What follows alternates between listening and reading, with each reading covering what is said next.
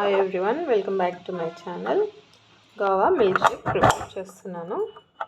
Pinkish colour ఉంది. ఇవన్నీ small పీసెస్గా కట్ చేసుకోవాలి. మొత్తం ఈ పీసెస్ అన్నీ మిక్సీ జార్లో వేసుకోవాలి. ఐస్ క్యూబ్స్, కూలింగ్ ఉన్న మిల్క్, షుగర్ సరిపడా, ఇది మొత్తం బ్లెండ్ చేయాలి.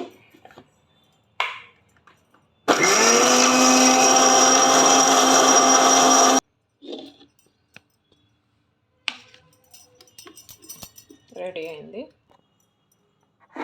గ్లాస్లోకి సర్వ్ చేస్తున్నాను.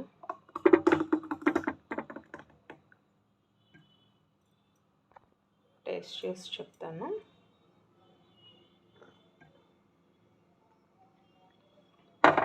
సూపర్, చాలా బాగుంది. మీరు ట్రై చేయండి. Goa milk shake.